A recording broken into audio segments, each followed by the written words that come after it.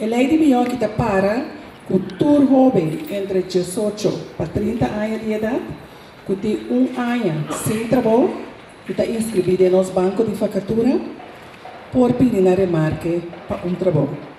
O que significa para donador de trabalho?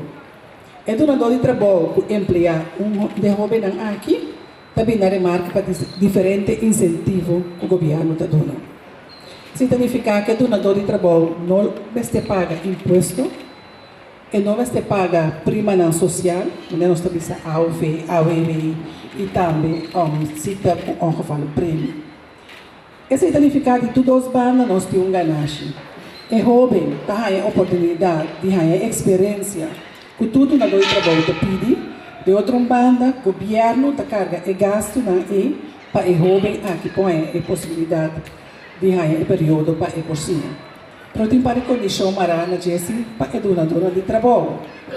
Mas se toma é jovem para contrato de trabalho de minimal 6 lunas e maximal 1 ano de trabalho.